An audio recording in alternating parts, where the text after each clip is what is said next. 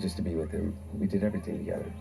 The thing about my mom and my sister dying and my brother and I being in that accident, it's like the realization that I have with addiction and being someone public is that I'm in no way unique. Yeah. You know, everybody's had Yeah, I'm not unique. I'm not unique. family. And I've done all the drugs. I'm not unique. And as transparent, I think, as my family has been about those tragedies, and whether we wanted to or not, you have this incredible wellspring of other people that come to you and want to talk to you about your own experience or their experience. Like, how'd you get through it? And like, I had the same thing, and you realize that we are almost all universal in that way. Is the one thing that binds each and every one of us is not necessarily love. People can go through life without being loved. It's not the only experience that we will all have between the time we're born and then we die is pain. And being able to recognize pain is a thing that connects us all. It's a real gift, I think, at least. It's given me a lot of strength when I needed it. How do you feel that particular experience impacted you growing up? I don't know. I think it's something that's a lifelong journey to be able to figure out what that kind of a trauma has on you. I don't know. I mean, I used to fight against the idea that it had anything to do with my addictive behavior. I don't fight about that as much anymore. It kind of makes sense to me in a way. I think that some of the genetics make sense to me in a way too. But in terms of that trauma and how I see it today, in the way that people responded, it's all about the love that I experienced during that time. I look back and I think of the way in which my family surrounded me. I was given the gift of having known and having two mothers that I consider my mom, both of them, my birth mother and my mom now, and I feel incredibly lucky for that. Instead of Oh, he had two mothers. It's some tragedy. I feel incredibly lucky that I had two fathers. I feel lucky that I had two fathers. I gotta say, experience of having an extended family. My uncle is my best friend in the world, outside of my dad and my brother, and that I don't know whether we would all be as close if it weren't for that. But you know, I mean, you come from a big Irish Catholic family. This isn't like oh, woe is me. You know, I mean, everybody's going through this. It was definitely a cultural kind of instinct to not allow ourselves to be defined by traumatic events and to take responsibility for the way that, you know, we've handled things that have happened. Oh, yeah, I think so. And I think ultimately, at the end of the day, we all have to take responsibility, regardless of the reason. The consequences aren't always fair, but I think the biggest question is whether you use it as an excuse or do you use it as a catalyst to be more empathetic with other people and also yourself. Yeah. That makes sense? Yeah, it sounds like the kind of double-edged sword you're talking about, or the flip side of the coin is that even in the wake of tragedy allowed for your extended family, like your uncles and stuff, to become closer because they recognized that you needed like an extra layer of support. And so do you feel like without that happening, there wouldn't have been as strong of a bond within the family? I don't know. I do know this, is that my family is just incredibly close-knit, but I can't imagine that, I mean, it obviously, yeah, I think your relationships are forged by the circumstances, and the more dire and consequential the circumstances, the stronger the bond. I mean, I don't know what your experience is, but I do know this, is that I feel very lucky, and the reason I feel very lucky is because this state, not just my family, but the people in this state. It's like when I was on trial here, I walked out of that courtroom after the conviction in Delaware in the gun case, and the first thing I said to the group of people that were there, my family and closest friends, is that how grateful I was. I mean, I'm truly grateful. It was like being able to go to your own funeral. I looked behind me and realized that no matter what, there was a whole courtroom full of people that knew who I was, and I had a whole family of people that were like aunts and uncles to me. I felt lucky, and I still feel lucky, and I don't take it for granted. I think in a lot of ways, catastrophe reveals character. You know, you're able to see how far someone's willing to go to help you, or how much they care about your well-being when things aren't going well. Yeah. And I feel like you've had a couple different cycles of that throughout your life. Yeah, it feels like a never-ending cycle of that, you know. But, you know, in this life, I hope that at the end of the day, like, look, I'm trying to figure out how to make as clear as possible. Addiction is not an excuse, but it is an explanation. There are consequences for people, as you know, or anybody that's in recovery or spending any time, is regardless of whether those consequences are legal, financial, relationship-wise, or anyway, is that, that addiction, and when I say addiction, I mean alcohol too, because I don't know of any more destructive drug than alcohol, there are consequences. And I'm still appropriately paying the price for some of it. We're trying to make amends for stuff that are personal, that I believe that I still need to make amends for. I don't believe that there should be a continued, that somebody should have to wear scarlet A for the rest of their life. It's interesting the way that people talk about addicts, because if they just step back for a second and examine their own lives and the people that they idolize, I mean, I guarantee you at least 50-60% of them are in recovery, hopefully, or experienced some level of addiction in their lives without kind of attaching this, scarlet A to everything that they do. How old were you when you first started, I guess, drinking or experimenting with drugs? I think the first time that I think I write about this, the first time I took a drink was a party where I stole a glass of champagne and hid under the table, maybe 11, something like that. Okay, so before high school. Yeah, but that was my first memory with alcohol was that. I don't think then I didn't continue drinking after that, but I can remember that distinctively. But then in high school was when I started to drink. I played football, so you wouldn't really drink during the football season, but weekend drinking. Yeah. So just like standard going out Friday, Saturday. Yeah. No, obviously no crack. No. I didn't, I experimented with drugs in high school, but drugs as an issue did not occur until crack. So it was just like you didn't go from cocaine to crack? No, it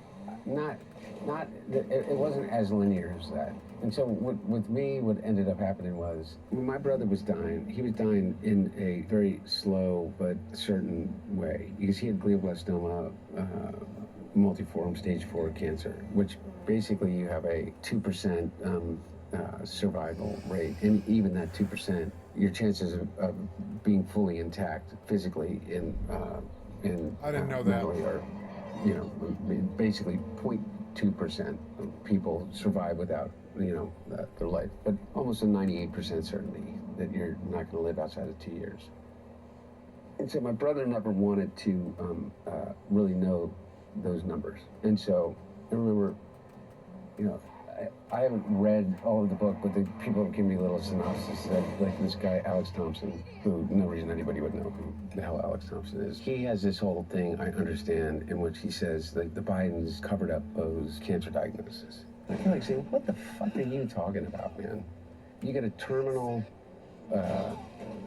diagnosis, okay? What do? Do you accept it? Go home and die? Or do you say, I'm not dying?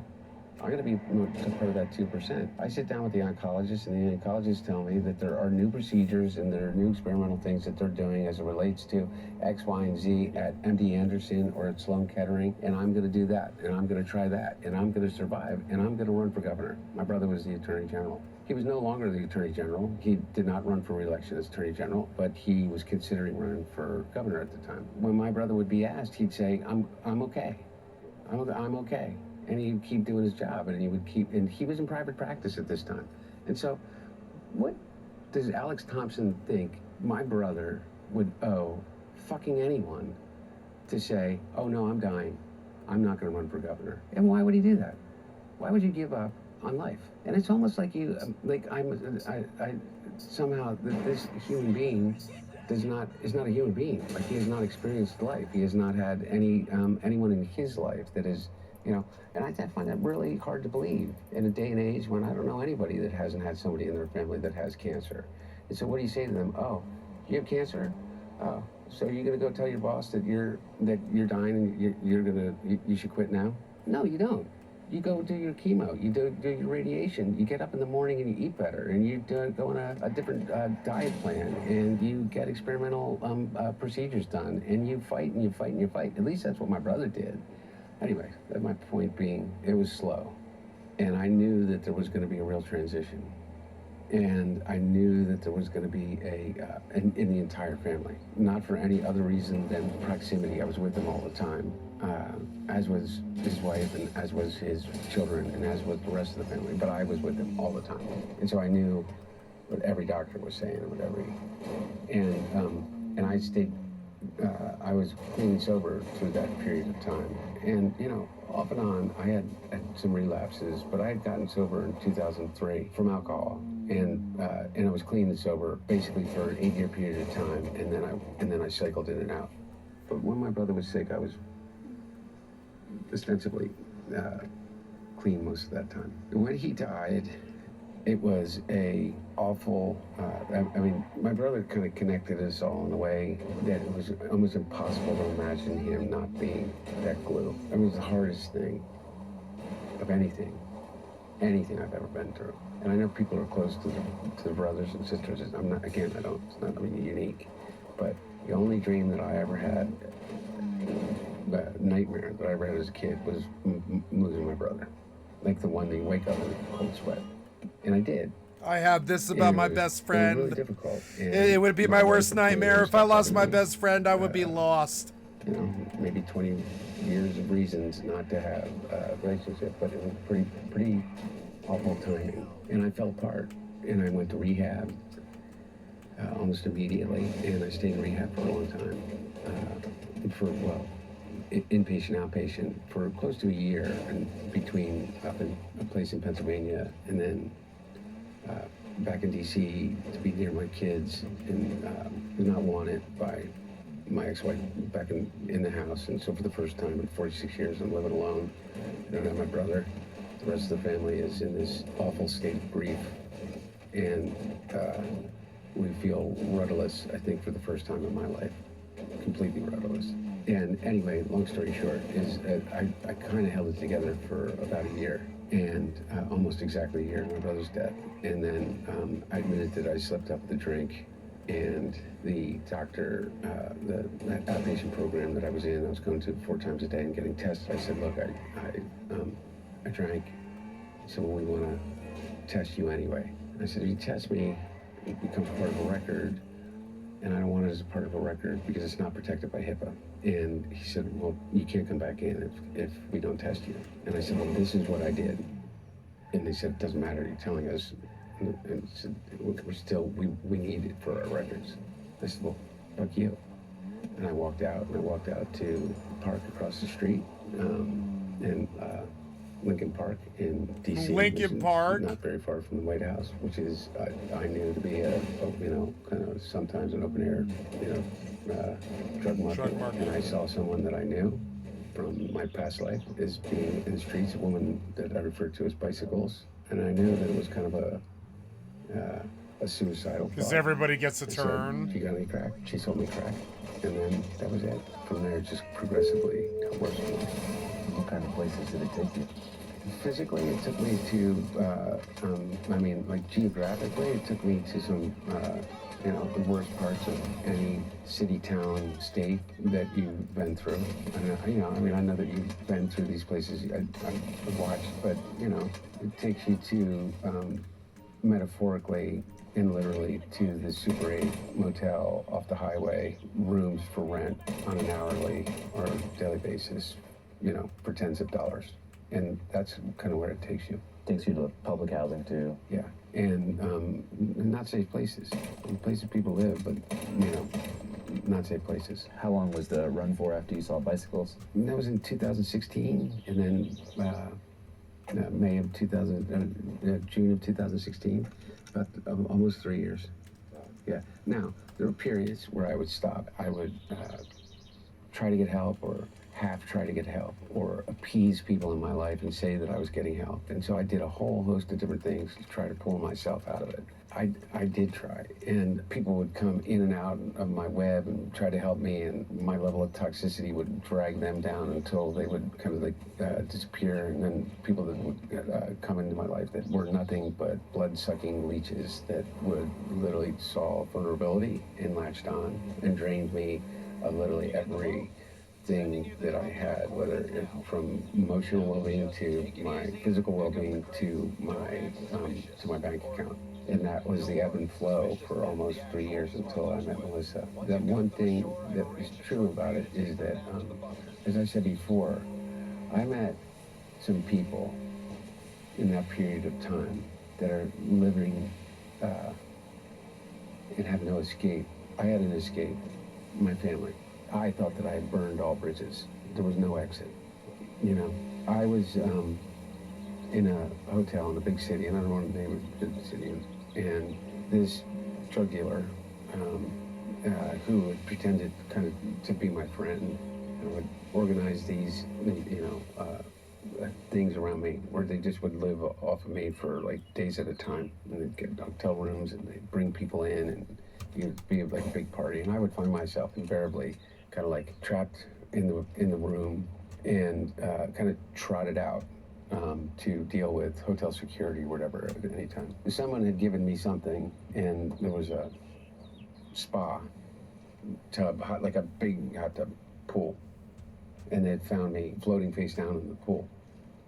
And this person saved me, and I woke up after about 12 hours where they just held me. My whole point of the story is that this person put themselves at an enormous risk to save my life, for nothing other than to be human, because every single other person that was there, literally, they stole the shoes off my feet, stole my clothes. I've gotten over the fact that, you know, Matt Gaetz or Eric Trump is gonna like use this story as another, you know, data point for like how fucked up Hunter Biden is, but I don't give a shit anymore. And what I don't give a shit about is because people, even in the midst of their addiction, some people can be so incredible and generous and humane and caring. And I mean, this person had literally nothing to gain, and I don't even know their name, but they saved my life. And they sat with me, and they nursed me back to health until I was good enough to be able to, like, you know, get up and realize. But I mean, literally, for what? The most likely outcome for them was that the hotel, like, you know, walk in and, you know. Oh, I'm supposed to get those. Okay. Yeah. Anyway, I guess my point is that I think I was worth saving, and I think there's millions of people out there that are suffering from addiction that are worth saving. You mentioned one thing earlier that I thought was pretty interesting, is that, you know, you would take breaks throughout this period of time. Yeah. And I think that when you're in active addiction, especially, those tolerance breaks can give you the illusion of control. Because you're like, oh, I'm just going to chill for a bit. It's the oldest I'm story in the so book. good at, you know, moderation. Wow, I'm the best. But in your mind, you're like, I'm chilling so that I can mentally be on board for the next bender. Absolutely. You know what I'm talking about? 100%. And I mean, it's the oldest story in the rooms, at least my experience, is that so many relapses start with the assumption that, you know, like, well, look, I can smoke pot, or, you know, like, I can drink beer, which is not hard liquor, or, you know, I can drink, but I'm not going to use hard drugs, or I can take prescription drugs and not drink.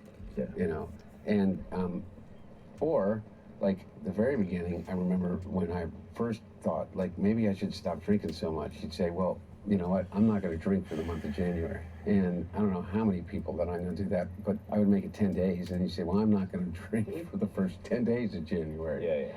And then it's like, well, I'm not going to drink on weekdays in January. Mm-hmm. And then it's like, well, I'm not going to drink on Wednesdays in January. And it's like, fuck it. But yeah, you know, you tell yourself that. And it's the same with any, you know, you get 30 days away from the drug, but you haven't created any new habits. And you put yourself right back into the environment in which you were using. And all of your problems have just built up and built up and built up. And that anxiety comes crashing down on you and you don't have any outlet other than your brain, and this is the thing that people don't understand, is this. Why do addicts drink and drug? Because it works.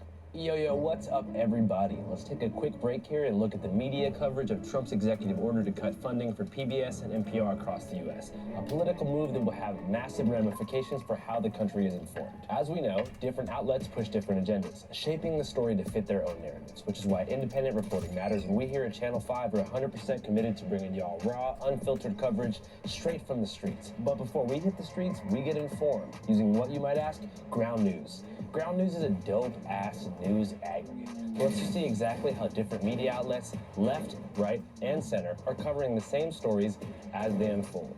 Here you can see, using the ground news bias distribution tool, how the left and right are covering Trump's executive order quite differently. For example, the left-leaning NBC News headline reads, "Public radio stations targeted for cuts by Trump offer lifelines to listeners during disasters," choosing to appeal to the humanity of their audience. Whereas you can see the right-wing outlet called The Federalist say, 12 reasons why NPR and PBS deserve to be defunded. Not too hard to see where they stand. Ground news. Boom. Something else that doesn't get enough attention is how many news stories aren't actually newsworthy at all. That's why ground news shows you exactly how many actual sources are covering a specific story, so you can determine if an article is legit, real news, or just echo chamber algorithmic manipulation nonsense. Another feature we love to use, their blind spot tool, which shows you the stories that might not be appearing in your typical media bubble. For all those reasons, I trust Ground News to help Channel 5 and myself cut straight through the noise. And right now, you can subscribe for 40% off the Unlimited Access Vantage plan, which comes out to less than $5 a month. Just scan the QR code here or click the link below to sign up. Supporting Ground News means helping to support us, which means we can keep making videos like this, talking to Hunter Biden, and giving you guys coverage that isn't watered down or dictated by corporate interests. So check it out, stay informed, and most importantly, don't let the media tell you what to think. All right, back to Delaware. I would drink because it would take care of what I believed in my rewired chemistry of my brain was telling me is that you're going to die from. Like, you cannot, like, you have to take care of this. I know the fastest way to take care of it. The best way to take care of it is a drink or a drug. Unlearning that is a really, really difficult process. Did you find that, a lot of addictions, especially, are kind of comorbid, they go with each other? So you said alcohol was one. How did this Do you feel boat like get this drugs and far alcohol up? I don't think I specifically, was this far up stimulants and originally. Alcohol work really well together? Or did you ever find yourself smoking crack just without drinking? No, it almost invariably, I've found with all the addicts I've had personal experience with over my life, whether it's the meth addicts with the benzodiazepams or the cocaine users with alcohol, I mean, really hardcore addicts, or when I say hardcore, what does that mean? And most people try to find like some kind of stasis in which they can withstand Now I lost more money. the downsides of whatever. I don't like addiction this mission, is, I'm but it never leaving. works. It always falls out of balance. It And, costs you me always money. overdo one and don't prepare enough for another. And see this, alcohol causes more death and violence than every single other drug combined times 5.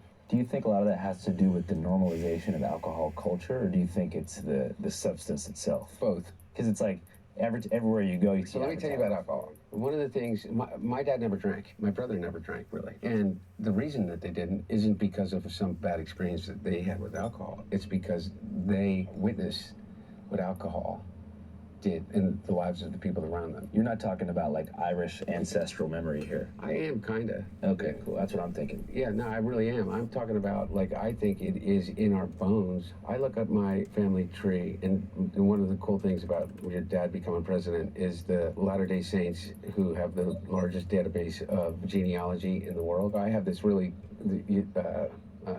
a lot of material on, both sides of the family, the Bidens, the Finnegans, the Hunters, but mainly the Bidens and the Finnegans. And you go back, particularly on the Finnegan side, and you see Francis W. Finnegan died age 32, consumption. All these people that died age 39, left 4 children, consumption. And it's just a catch-all disease, and what it is it's alcoholism. You died of Consumption. alcoholism. And the reason is alcohol is the only drug that impacts every single organ in your body. So from your brain to your liver to your kidney to your spleen, it enters your bloodstream, and it's the only drug that you can die from withdrawing from. What about Xanax? Except for benzodiazepines, which are in large quantities, you can die in because it has the same impact that alcohol does on your body. Because once you withdraw it from your body, it's the only drug, along with benzodiazepines, that can send you into seizures. Because your body is saying, I need this to live. And so it has tricked it so conclusively that the sugars of those alcohol in every single organ scream out, and basically you have seizures and die. The way in which alcohol as a disinhibitor works, causes people to do some of the most ridiculous, fucked up things that you can possibly imagine. From what they do in terms of what they say, to the car that they get in and get behind the wheel, to the anger with which they respond. Most people with alcohol, it simply is an amplification of their worst qualities. And your worst quality, mine was never violence, and I'm not going to judge what my worst qualities were, but maybe there's delusions of grandeur. It's my worst things, but like that, it's a really, really toxic mix. For me, it's like extremely depressive nostalgia. Yeah. You know what I mean? I'll like hijack the touch tunes and play some song that makes me think of a different time. Yeah. I'll start getting really sad and talking about how I missed 2008. So your kind of most prolific bender was during the Trump era, between 2016 and 2020, which I think is important to clarify, is not when your father was in the White House. Exactly. 100% not. There's this conflation that people have. I mean, I think they're opening up an investigation to cocaine that was found in a cubby outside the West Wing of the White House. I think it was Don Jr. Yeah. Oh, you're talking about old White House. Yeah, when my dad was there. Oh, so they just got to blame you automatically. Yeah, I mean, they're literally going to do an FBI, another congressional investigation, because they've convinced themselves that it had to be me, that there was a little tiny. And there's my point of even bringing it up is that no. I have been clean and sober since June of 2019, and I have not touched a drop of alcohol or drug, and I'm incredibly, incredibly proud of that. And why would you bring cocaine to the White House? Why would I bring cocaine to the White House, stick it into a cubby outside the Situation Room in the West Wing, when I wasn't there? Anyway, who the fuck knows? Some politicians, I mean, they do blow, right? I testified before the House Oversight, Judiciary, and Ways and Means Committee. It was a whole big family shindig on the Republican side. All of them showed up, from Marjorie Taylor Greene to Lauren Boebert to Matt Gaetz to, they're all sitting there. Now, none of them had the guts, except for a couple at the very end, to ask me any questions. At one point, in the 7 hours that I was being deposed, in which, by the way, I demanded that they do it in public, and they refused, and the reason is because they're fucking morons. Matt Gaetz, of all people, was giving me shit about my drug use. I said, really? All the people at this table, you're gonna talk to me about my addiction, my alcoholism? And I said, how many of you have had your own experience with alcoholism and addiction? Because I knew at least 4 or 5 people in that room on the Republican side that were in recovery. And I knew of 3 that have been accused credibly of being drug users. And I knew that every single one of them had somebody in their family that was absolutely facing a serious drug problem. I think there might be a lack of understanding there because they think that cocaine is fundamentally different from crack cocaine. I don't know what they know. Do you know what I mean? Like, well, because they think cocaine, Scarface, very cool. Crack cocaine, they think The Wire. Oh, in that sense, oh, absolutely. You know what I mean? Like, they don't know how similar the chemical compounds are. Well, the only difference between crack cocaine and cocaine is sodium bicarbonate and water and heat. Literally. That's it. And those things that's all it's always been. I've made crack cocaine before with friends. It's not that hard. You can go to... Yeah, I would prefer crack over cocaine. Cocaine sucks. And just get... Anyway, I don't want to tell people how to make crack cocaine, but it literally is a managed jar of cocaine and baking soda. How different is the experience? Oh, it's vastly, vastly different. Doing lines of cocaine is way fucking different from doing really crack rocks. I like crack a lot more than cocaine. Discussion. I know you're not asking. Crack feels like weed. Cocaine feels like heroin. Crack cocaine. I think this might be kind of the opposite here. Okay, no, it's the exact opposite. Crack feels like I don't want to have coffee. Of some euphoric recall. Really good coffee. That's how powerful crack cocaine is. Does crack cocaine make you act any differently? No. Is it safer than alcohol? Probably. People think of crack as being dirty. It's the exact opposite. when you make crack, what you're doing is you're burning off all the impurities so that they're combined with the he's sodium right. bicarbonate, He's right, which makes too. it smokable. That's all. Yep. You know, all of these actors and, you know, people in the past that talked about they had a problem with cocaine and freebasing. They were smoking crack. So straw on the stove is the same thing. Not exactly, but close to it. But it's a little bit different. But anyway, my point about it, your point about it, which I think is true, is that there's a thing about crack. This discussion is a that trigger. Really insidious. And what it is that anytime, you know, I think one of the reasons that they believe that smoking cigarettes is so addictive is because it combines three really important things. It's habit forming, there's an oral fixation, and there is a ritual combined with it. And so the idea of hand to mouth is a habit and fixation that we learn very early, even as children. With a pacifier, with a spoon, with your thumb, to even to breastfeed. Okay, so that really, I don't want to get into the psychology of it because I'm no expert, but I do know this, is that you combine with that ignition, combustion, and then you combine the ritual. You have your cigarette in the morning, you have a cigarette when you get out of the car, you have your cigarette with your coffee. Crack is that on steroids. It's over and over. Ritual to it. There's a ritualized part of it. The combination of all of those addictive behaviors together becomes like really powerful. And the drug in and of itself is a more immediate euphoric sensation and connected to it than, in my experience, cocaine alone. Does it require more frequency to maintain the high? Yes. And the capacity to use more than you could otherwise with powder cocaine, just physically to be able to ingest it.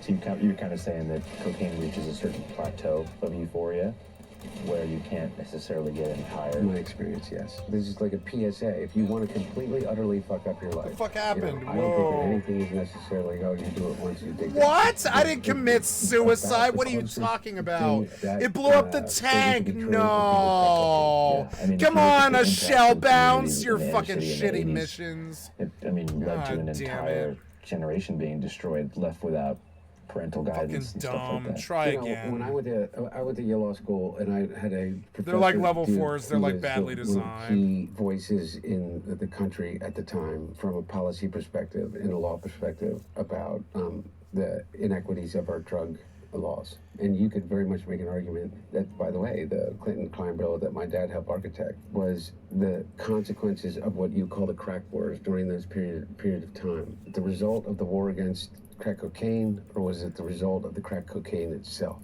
I'm not saying that crack in and of itself is in any way safe or recommended, but the response to it, I think, was far more destructive in those communities than the actual drug itself, which, by the way, like all drugs, all addictions, are completely dependent upon the way in which a community responds to them. Nobody gets clean and sober without community. Nobody gets clean and sober without support. If, you know, the response is, you know, met with just violence, from the dealing to the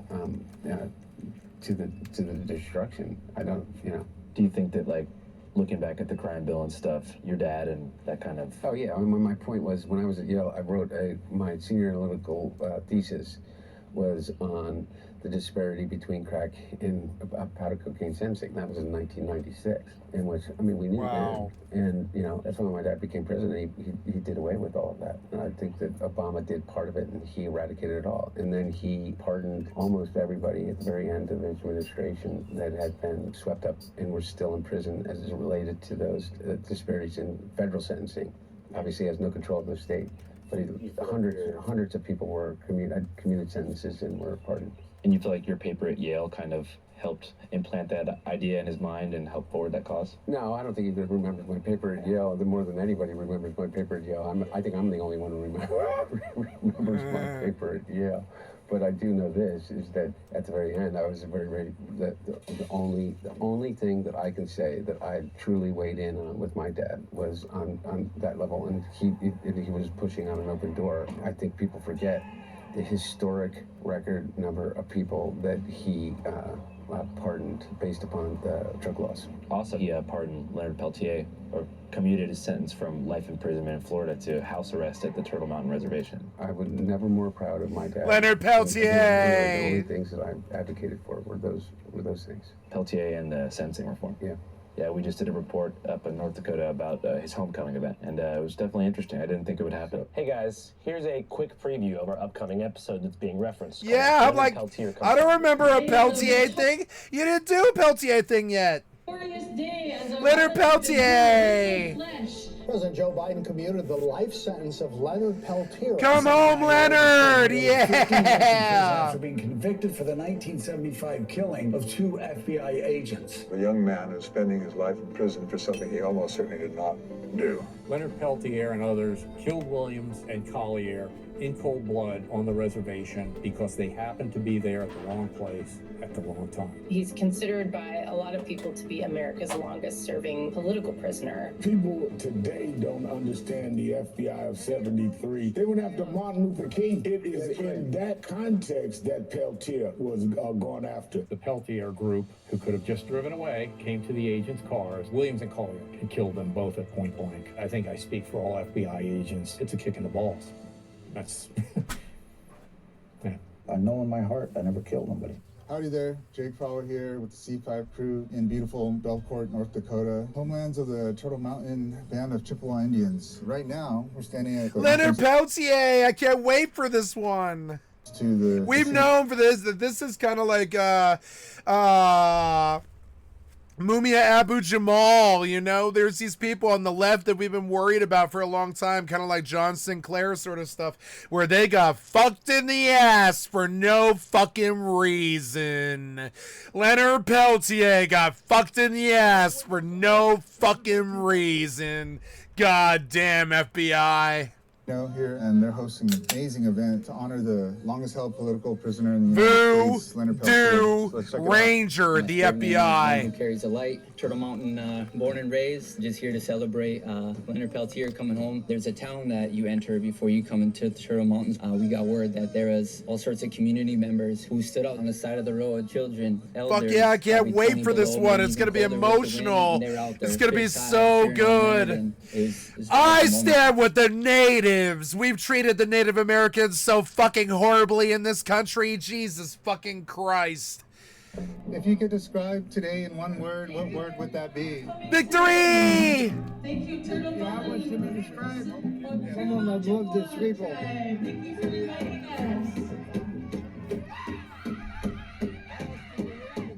us. So I've been studying his case.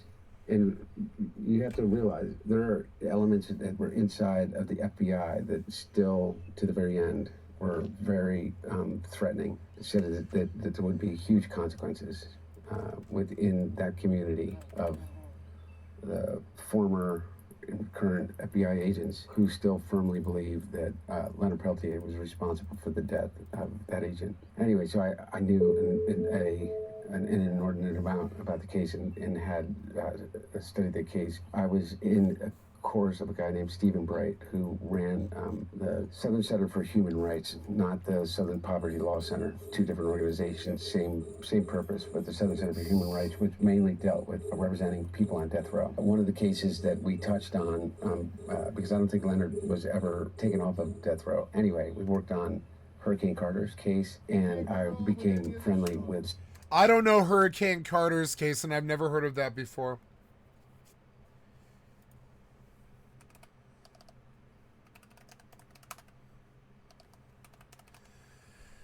I've never heard of that one. This is CBC News.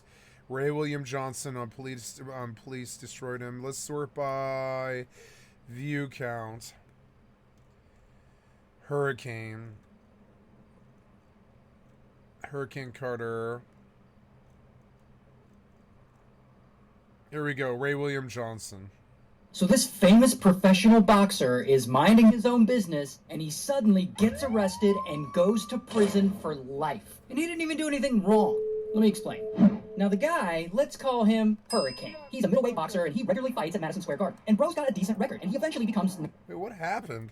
...known as the Hurricane. And one night, Hurricane, he's out on the town and he sees his friend and sparring partner, this guy, John Artis. And they go to a nearby bar called The Night Spot. And they have some drinks and they have a good time or whatever. And they leave and they're driving home. Meanwhile, about a half a mile away, two other men go into a different bar called the Lafayette Bar and Grill. And at that bar, these two men suddenly pull out pew-pews and they just start blasting. Blam, blam. And the customers inside, they all scream and they freak out. And blam, a bullet hits a customer. And then blam, another one. And then blam, another one. And then blam, the bartender gets shot. And then the two gunmen, they run. I love that shirt. To their white Chevrolet and they flee. And unfortunately, I want that shirt. I want that shirt so bad. I love that shirt. Two of those customers and the bartender. They say that money isn't everything. Ooh, but I like to see you live without it. You think you can go on living like a king? Maybe, but I strongly doubt it.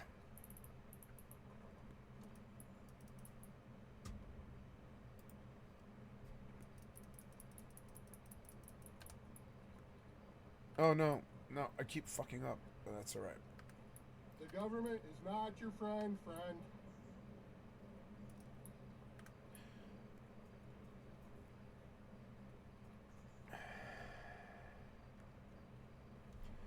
I'm gonna have to jump through all 5 rooms again. I don't want to do that. Yeah, alright. Return to drone bay. At least we're not, like fucking scrammed. Talk. Too much incoming damage. Fucking annoying. I always forget to pop the small ones first, so then this happens. It's so annoying. Take your time. End up unalived. And another customer ends up in the hospital. Now, let's go through this. Let's go through this again. And they're driving home. Meanwhile, about a half a mile away, he sees his friend and sparring partner. And bro's got a decent record, and he eventually becomes known as I want to watch this whole thing. Is minding his own business, and he suddenly gets arrested and goes to prison for life. And he didn't even do anything wrong. Let me explain. Now the guy, let's call him Hurricane. He's a middleweight boxer, and he regularly fights at Madison Square Garden. Nice. And bro's got a decent record, and he he looks good. That's a nice hook. Hell yeah, he laid him out in one hit. Hurricane, he's Fuck out yeah. in the town, and he sees his friend and sparring partner, this guy, John Artis. And they go to a nearby bar called The Night Spot. And they have some drinks, and they have a good time or whatever. And they leave, and they're driving home. Meanwhile, about a half a mile away, two other men go into a different bar called the Lafayette Bar and Grill. And at that bar, these two men suddenly pull out pew-pews and they just start blasting. Blam, blam. And the customers inside, they all scream and they freak out. And blam, a bullet hits a customer. And then blam, another one. And then blam, another one. And then blam, the bartender gets shot. And then the two gunmen, they run. And they hop into their white Chevrolet and they flee. And unfortunately, two of those customers and the bartender end up unalived. And another customer ends up in the hospital. Ugh. Now, during all this chaos, there are two shady-ass dudes hanging around the bar.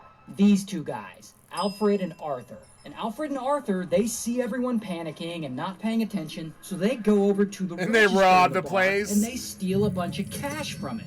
Like I said, they're shady-ass dudes. So then police show up, and they talk to all the witnesses, including Alfred and Arthur, and they get descriptions of what the two shooters look like. Thin, black men, around 5'11", driving a white Chevrolet. So police search the area, and they can't find a white Chevrolet, but they do find a white Dodge. So they pull over that white Dodge, and in that Dodge happens to be Hurricane and John Artis. Now, Hurricane isn't thin and he's not 5'11", so he and John Artis don't match the description of the men who shot up the bar. Regardless, police make them go into the bar and the witnesses there are like, nah, it ain't them. But police aren't done. They then drag Hurricane and John Artis to the local hospital, and one of the bar customers is there, the one who got shot, the one who got injured, and he's in critical condition. And police ask him if Hurricane and John Artis are the men who shot up the bar, and even he is like, nah bro, those aren't the guys who shot me. So police have no other choice. They have to let Hurricane and John Artis go, and they all just move on with their lives.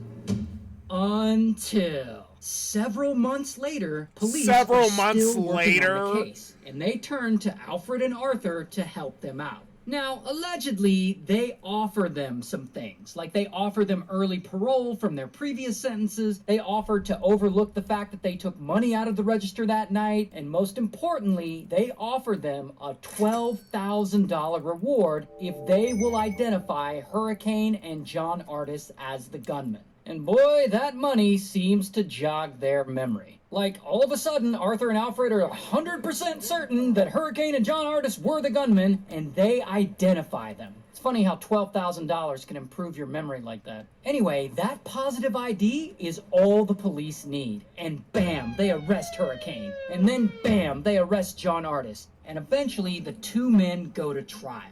Now, if you're wondering why the police are so convinced that Hurricane and John Artis did it and why they're so gung-ho to convict them, there's this whole racial component to the story that I'm not really qualified to talk about because they're depth. black. But just keep in mind that all of this is happening in the 1960s during the Civil Rights era. And things were, let's just say, a lot more racist back then. So these two guys don't stand a chance. Like white cops, white jury, white witnesses. I mean, what do you think's gonna happen? Anyway, in court, Arthur and Alfred, they get on the stand and they testify against them. And of course, Hurricane and John Artis are both found guilty as f***.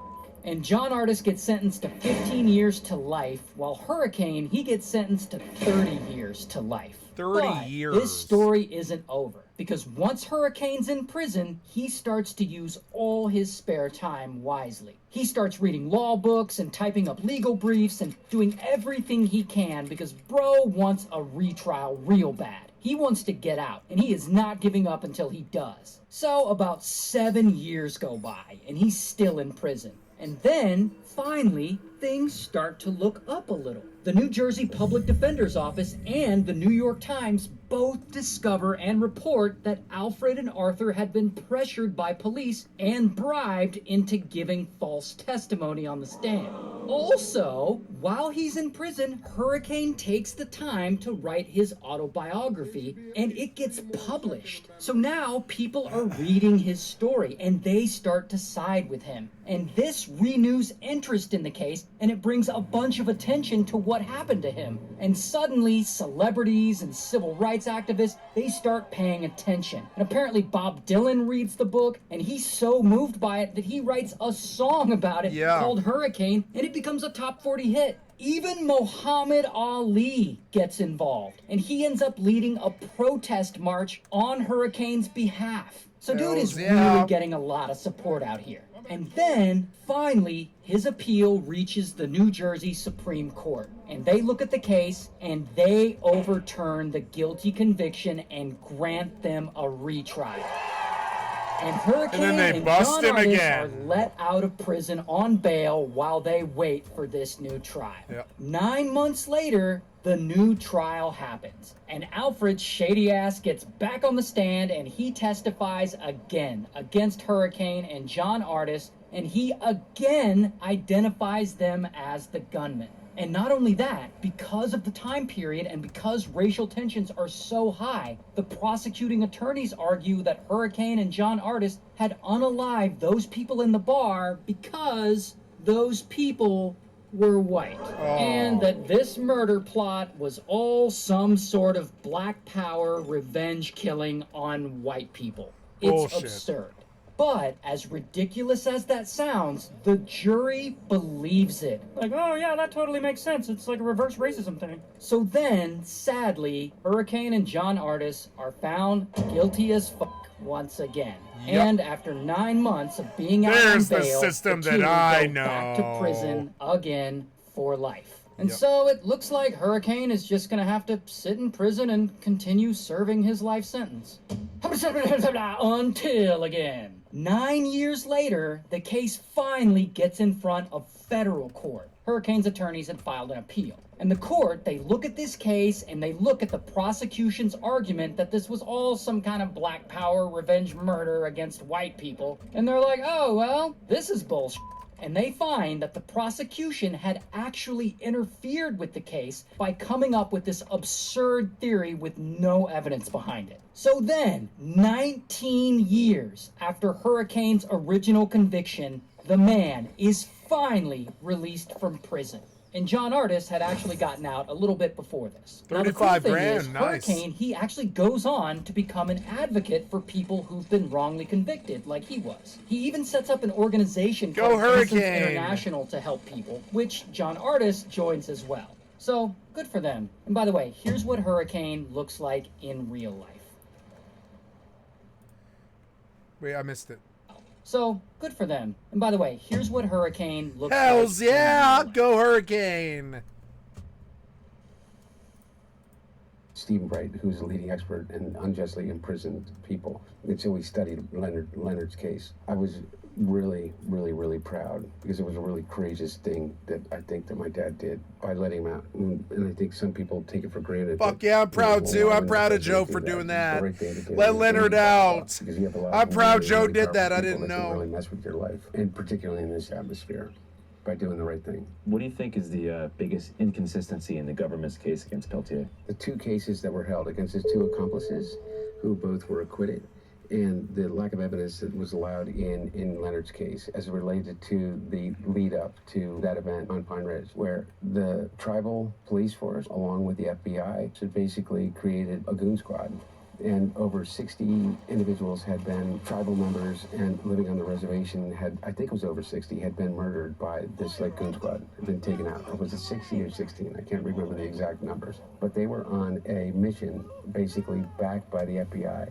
And the judge never allowed all of that information, which they had got, into the case when Leonard was tried. And I can't remember all the other inconsistencies, but one of the things that also is that the woman that they said was Leonard's girlfriend, when they were able to extradite him from Canada to the United States, they used her testimony to justify the extradition from Canada. Once they got him back, she completely recanted and said that she was basically threatened by the FBI to say that she was Leonard Peltier's girlfriend and that she witnessed the whole thing, when in fact they hardly even knew each other. She had lived on the reservation but didn't have any relationship to Leonard. But there's a whole bunch of other inconsistencies. On a deeper level, what do you think it was about Leonard that scared the federal government in such capacity? You know, that's a good question. If you believed Leonard, then you had to understand the rest of the story of what the federal government was doing, which was they were systematically murdering members of an organization that were setting out to highlight the injustice that was occurring on reservations across the country. I think that we are in such a ahistorical, is that even the term, time right now? I know why they want to erase history. I know why they don't want to teach about the actual history of this country, because to do so makes a lie out of almost everything that they are trying to achieve. And how could anyone see the way in which Native Americans then and now are treated on Pine Ridge by the federal government, to the degree that they basically paid for and implemented a program to systematically murder those that were simply speaking the truth? Our government, the FBI. By the way, they were able to do much of it at Hansing, but all of the documentation was available. All of the communications were available at the time of the trial. And the judge wouldn't allow that information to be shared with the jury. Yeah, I mean, because if you look at the bigger picture, American Indian movement was just one of many groups they were targeting. Oh, absolutely. Maybe one of like 150. Yeah, absolutely. Absolutely. 40, 50 years later, what has it been? How long was it, Leonard, in 40? Something like 50. Yeah, almost exactly 50 years, I think, right? 75. Why do we still hold on to that? Because it still makes a lie. I don't believe in conspiracy theories in the sense of I don't believe that the government has the capacity to carry out a conspiracy. you know, a secret plan. It's all in the open, man. There's no conspiracy behind what ICE agents are doing in the streets of Los Angeles, you know, right now. Or, by the way, in the streets of Detroit or Chicago or Philadelphia. He's right, there is no secrets. Or Tampa or whatever the hell. Maybe they are. aliens It's or like they're something, but openly not secrets terrorizing with people this, for the no. purpose of scaring Not the shit out secrets of with them. their But fascism, people no. Look at this moment in time. And they get Yeah, this what's hidden? impression. None of it. I None of used it's to think hidden. it was hyperbole. I'm not so sure now. And the comparisons to 1930s and 1939 and 1932 and Kristallnacht and this is the time and are we before this? Are we after this? And you know, I look at what we're going through right now as more associated with a moment in our own history, which was Reconstruction. You're talking about, for reference, after the Civil War. Yes, from 1865 to 1877. What people don't understand about Reconstruction is that we just fought the Civil War. All of the freedoms which the Constitution guaranteed was guaranteed for black citizens that had just been released from slavery. And people think there was this great migration, it all fell apart, the black population, because of the weight of slavery or whatever other excuse you want to make, kind of fell into this communities of poverty and disenfranchisement, blah, blah, blah, blah. Total bullshit. Between 1865 and 1877, the South Carolina state legislature was a majority black. I was going to say the state senate that was, I think at the time, based in Charleston was almost all black. Yeah, all black. And on top of that, because by the way, it's a vast majority African-American state after the Civil War in South Carolina.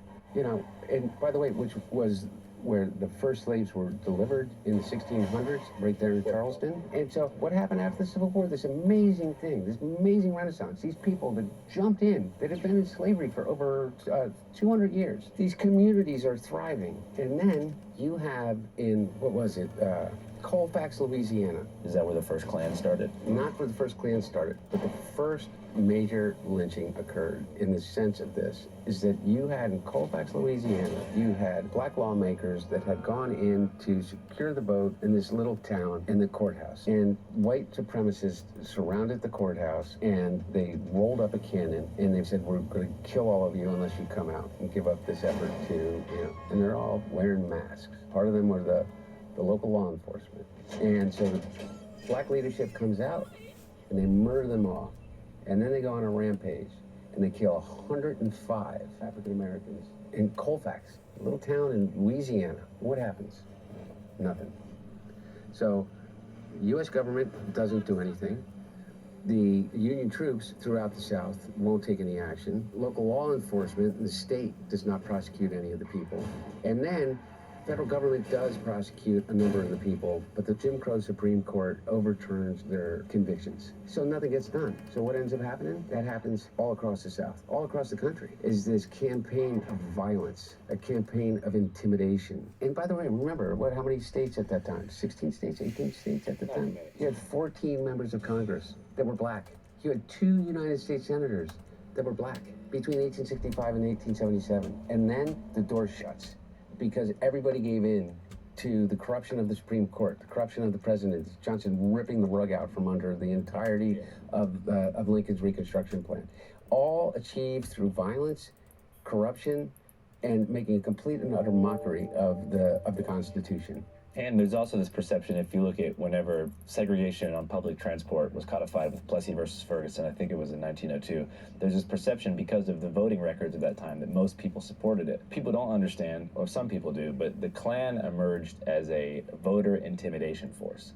It wasn't just simply terror for terror's sake, that was a part of it, but it was to specifically target black area polling stations, voting booths. It did. And by the way, and that's exactly what they're doing right now. Whether it's voter suppression through violence and intimidation or disinformation, it's the same goddamn thing. It's whether it's an algorithm or whether it's a cross burning in your yard. That is what we have fought. We are caught in this loop. It's like the permanent Reconstruction loop. Okay, the permanent Jim Crow loop is that every single time that we get closer to that idea, that promise, that potential of a more perfect union, what ends up fucking happening is they come in and they shut the door down because there's this evil symbiosis between money and power. So what do? If I said to you, look, I'm going to tell you a story from the past. It's about a minority group of people that live in a country It's constitutional democracy that has had its problems in the past, but it's an economic powerhouse, and it is the center of learning, it's the center of culture, it has a deep and rich history. But there is a minority group that those in power that came into power through democratically elected means are going to target this minority group because they're stealing all the jobs. Today our cities are flooded with illegal aliens. Americans are being squeezed out of the labor force and their jobs are taken. They're not originally citizens. They're not the original people. When Mexico sends its people, they're not sending their best. They're not sending you. They're not sending you. On top of that, they're spreading disease and distrust. And they're criminals. And they can be violent. They're eating your dogs and cats. They're eating the dogs, the people that came in. They're eating the cats. And what we're going to do is we're going to send masked men to this marginalized group. And we are going to take them, put them on planes, put them on buses, put them on trains, and send them to a prison camp in a foreign country. What am I describing right then? Am I describing Germany? Or am I describing the United States right now? Because I will tell you what, if you think that the prison in El Salvador is not a fucking concentration camp, you're out of your fucking mind. Yep. Tell me anybody that's returning from there. You saw those pictures. You think anybody's getting out of there? Or, you know, what, is it a rehabilitation center? You think, I've been to those places in South Sudan and around in those areas. You think anybody's getting out of those South Sudan prisons? Ever? Ever? Out of your fucking mind. That's a death camp. They're done. They're over. And if you're not dead, you would want to be dead if you were in that prison. And we just sent a bunch of people without due process, some of them most likely legally in the United States. Like, I think of that poor guy that they said was a gang member because he had a tattoo on his arm that was a makeup artist.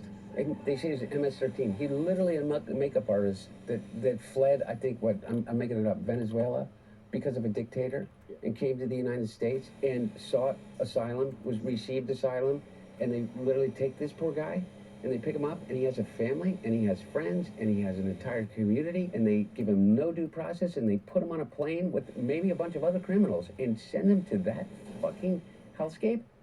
He's dead, and nobody gives a shit. And I mean it. Like, we sit here and we talk about the one guy because there's a clear legal path to being able to get him back. What about all those other people? Am I not supposed to feel for someone? Am I going to be like all these Democrats say, you have to talk about and realize that people are really upset about illegal immigration. Fuck you. How do you think your hotel room gets cleaned? How do you think you got food on your fucking table? Who do you think washes your dishes? Who do you think does your fucking garden? Who do you think is here by the fucking sheer fucking just grit and will that they figured out a way to get here because they thought that they could give themselves and their family a better chance. And he's somehow convinced all of us that these people are the fucking criminals? White men in America are 45 more times likely to commit a fucking violent crime than an immigrant. And the media says, well, you got David Axelrod and, you know, Rahm fucking Emanuel. Was so fucking smart, Rahm Emanuel. He said, we got to understand that these people are really mad. And we got to appeal to these white voters. Mom, the only people that fucking appealed to those fucking white voters was Joe Biden, 81 years old. And he got 81 million votes, and he did not because he appeased their fucking Trumpian sense, but because he challenged it. And he said, you can be an 81-year-old Catholic from fucking Scranton that doesn't understand it, but still has empathy for transgender people and immigrants. And nobody said, oh, Joe Biden's going to turn us into a socialist state, no matter how much they said it. But these guys think that we need to run away from all values in order for us to lead. I say, fuck you. How are we getting those people back from fucking El Salvador? Because I'll tell you what, if I became president in 2 years from now, or 4 years from now, or 3 years from now, I would pick up the phone and call the fucking president of El Salvador and say, you either fucking send them back or I'm gonna fucking invade. It's a fucking crime what they're doing. He's a fucking dictator thug. Bukele or Trump? Both. Yeah. The craziest thing to me is especially interviewing migrants and like hearing about the journey they went through to get here. You got some people who walked for 30 days to the deserts of Mexico into the Arizona desert in 110-degree hot summer. Their feet are bleeding. They have a gallon of water. There's people dropping dead while they're walking who they physically cannot stop to help because they are so determined and because the coyotes trafficking them will kill them if they stop too. And they finally get to the U.S. just to do menial labor. And you have people saying, like, do it the right way. It's like, trust me, if there was an easier way, they would have done anything but that. And secondly, I feel like anybody who goes to that length to get here deserves to fucking be here. I mean, deserves to be an American. Like, we didn't do shit to get here. I mean, I'm sure at some point, like, our great-grandparents did get on the boat from Ireland and were like, fuck, I don't know what's going to be over there. But it wasn't like the grueling conditions that people experience on the way here. And it's just the lack of humanity and also the lack of understanding as to how American corporations economically dominate those countries and how U.S. intervention has created unlivable conditions there, too. And are the Go, Michael. beneficiaries of that new blood that enters our blood. That's right, Andrew. Excuse me, Andrew. Go, Andrew. Excuse me. Different from fucking China or Russia or anywhere else or Europe or anywhere. And the only reason that I believe that we as America are different beyond the fact of the idea of the Constitution, the idea that we represent is immigration. And I can't even believe sometimes I'm having this discussion with anybody. How do you think that we are reborn every generation? How do you think that we attract the smartest people in the world Immigration. to the United States of America? It's like cutting off the water supply. It's fucking stupid. Just think about it. You got some motherfucker who's made over, what, $251 billion being a United States citizen that got here and stayed here illegally before he got his citizenship, sitting here lecturing us on who we should allow into the United States of America and giving us a fucking Heil Hitler along the way. Are you fucking kidding me? And talking about how gangs are like a threat that's going to come here from other places. I'm like, MS-13 started in the Koreatown in LA. Yeah. Not to mention, like, the U.S. prison system invented gangs. Yes. Like, we are basically like the creators of worldwide gang warfare. Like, the styles, basically everything about it. And so it's just crazy the idea that, like, we're going to build a wall to keep gang members out. Yeah, 21 Savage is on Saturday Night Live. Yeah, exactly. Or, you know, or we sit here and watch Sons of Anarchy. It's just such bullshit. It's just such racism. It's just so easy pickings, and it just makes me so angry. Have you read the quote from Dietrich Bonhoeffer? No, it's a cool name, though. I wish it was my name. Dietrich Bonhoeffer was a philosopher in the 30s in Germany. I know he Dietrich fled Germany, Bonhoeffer. but he went back to be part of the resistance inside of Germany against the Nazis. He was a devout Christian and real intellectual writer and thinker about how to apply the principles of Christ in your everyday life and in society.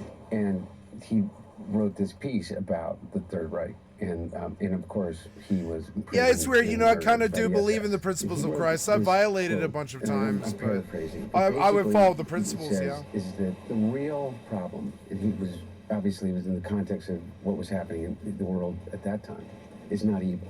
You know, it's kind of like, you know, Hannah Arendt's, you know, the banality of evil. You know what I mean? When she witnessed Eichmann trials and Eichmann himself, it's like evil is boring. The real problem is stupidity, is ignorance. Because how do you defeat ignorance? You can point out to people that are willing to hear of the evil of someone. And I mean this sincerely. I don't know anyone, personally, that if you took Stephen Miller, isolated, and you played a clip of the things that he says... Every day we arrest another alien they let into this country who raped a child, who beat a woman. Quote, all the kinky-haired, swarthy-skinned, long-despised phantoms, all the teeming ants toiling for the white man's comfort.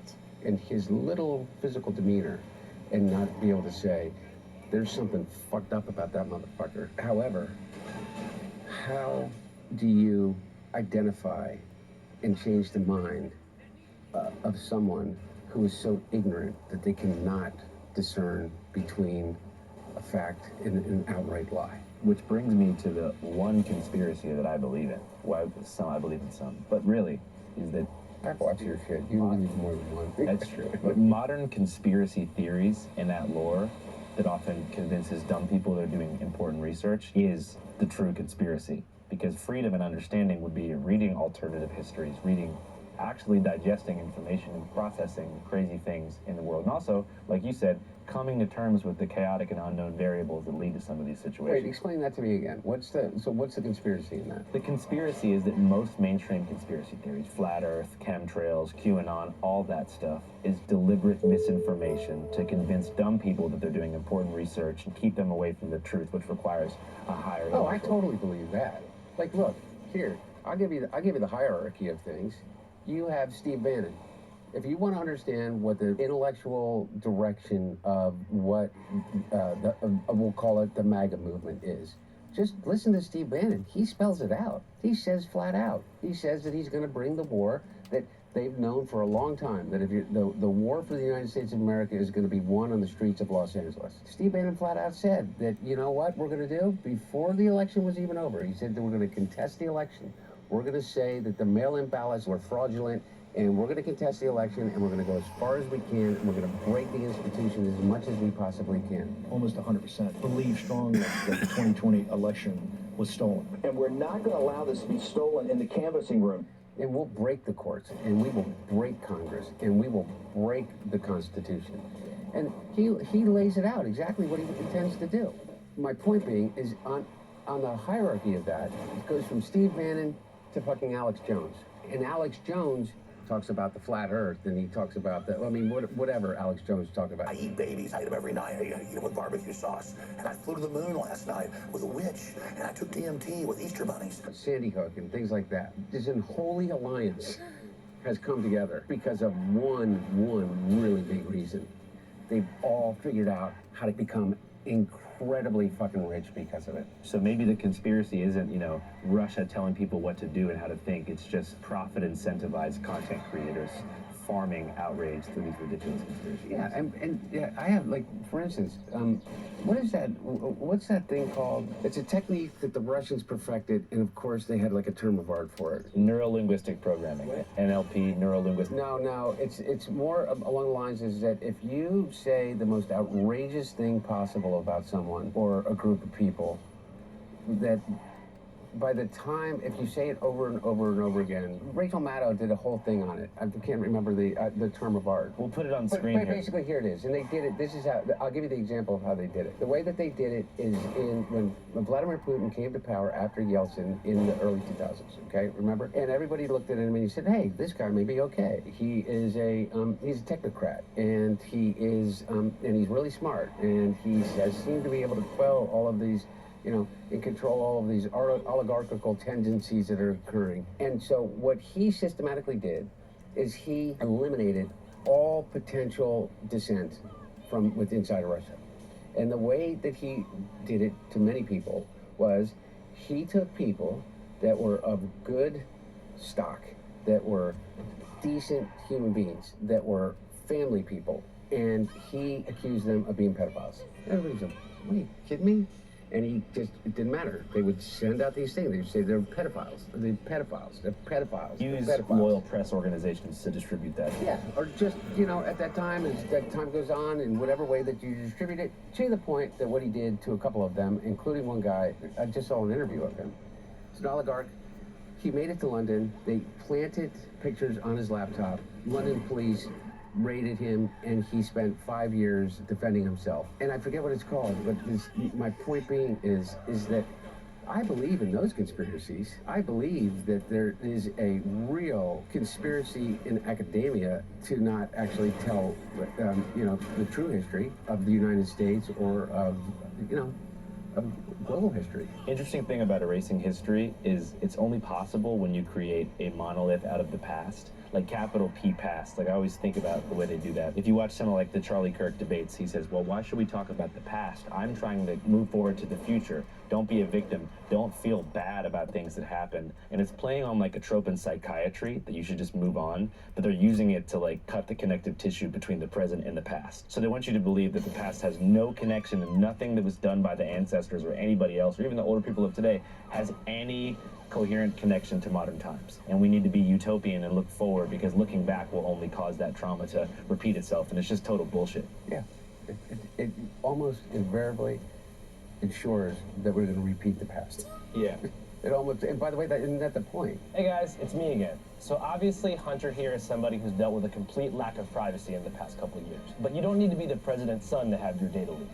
In fact, it's most likely happening to you right now. And the perpetrators weren't backed by Russia and didn't have to steal your laptop or hack your iCloud to get in. Corporate surveillance is real, as we all know. And data brokers around the world probably have a folder out there somewhere labeled, Andrew wants to buy new Nikes, or interested in Rogaine for you. I'm not saying that you specifically have hair problems, but if you do, it's okay. It's part of growing up. That's why I use Incognito, the privacy tool that makes invasive data hoarders delete your information. Maybe you're looking for a job on Indeed, or you just got out of like a 4-year relationship and you're signing up for a dating app like Tinder or Hinge. Or maybe you're scoping out the housing market on Zillow. Well, guess what? With every account you make and every search you make from your account, your name, email, home address, IP data, and shopping history is being painstakingly collected and sold to whoever's paying. Mostly to companies you've never even heard of. Data brokers. That's where Incogni comes in. They reach out to data broker sites on your behalf, file official removal requests, and fight back when companies try to play dumb and hold on to your info. After I signed up, Incogni hit up 86 data brokers that have my information. And a week later, I noticed a massive drop in spam emails. No more creepy phone calls from healthcare providers I never contacted. No more emails from longevity pill companies that somehow know my blood type. It was like a whole new reality set in. And now they've got an extra level of protection. You know those sketchy people search sites that say your full name, old address, high school mascot, and landline from 2014? With Incogni's custom removals feature, part of their unlimited and family unlimited plans, you can point to any site that's airing out your digital laundry, and one of their privacy agents will handle it for you. Incogni. To live in this reality, here's all you gotta do. Go to incogni.com/channel5 and use the code channel5 to get 60% off your annual plan. That's incogni.com/channel5, code channel5, or just click the link below. I'm gonna make it easy as hell, and so do they. You just sign up, give them your permission to fight for your data rights, and then you sit back while they go full Rambo on your digital trail. And if you care about your privacy and you don't want your name, your weird search history, or your old Facebook photos ending up in the hands of the highest bidder, get Incogni. Protect your info.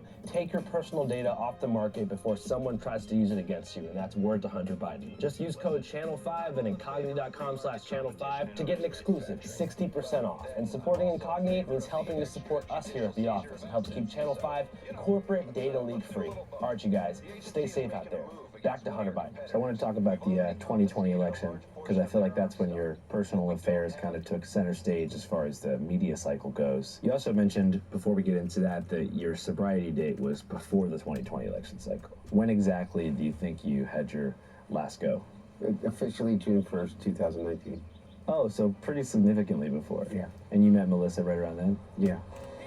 I met Melissa in the beginning of May. We got married in the middle of May. I tell the story, and I have enough sense to recognize that if I was being told this story by my daughter in real time, I would say, "You're mine." It was a miracle that I found her. I met Melissa, and within literally an hour, I was telling her my whole unvarnished life history.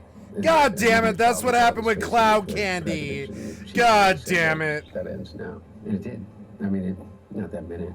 Yeah, right there. No, it was that minute. It was that hour. Yep. And she said yes. And I said, well, why wouldn't we do it right now? And so we literally called Justice of the Peace to the house. She came and she married us. For me, it was a miracle. For Melissa, the really hard part started then, in the sense of, like, getting clean and sober is not easy. It's even harder on the people that love you. And if they're that support system, it's a full-time job in that immediate period of time. Not with me.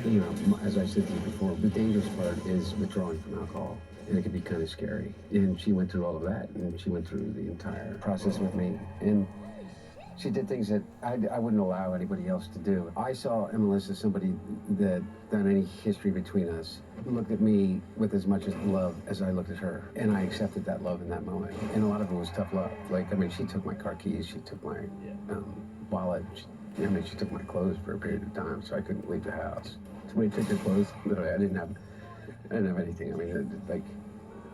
It would have been impossible. We were living in the Hollywood Hills. There was nowhere to go. And if I could go anywhere, there's nothing to buy anything with. So I can remember covering the 2020 election about a year later, and I think it was the first Stop the Steal rally at Reading Terminal Market in Philadelphia, and I saw what I thought was a BLM flag, Black Lives Matter, but it actually said Biden's laptop matters. Oh, yeah. And so I asked the guy, what the hell does that mean? And he just sort of kept yelling the slogan over and over again. Couldn't get much out of him. Yeah. So for those who don't know, what happened with that? Well, I don't know. You tell me.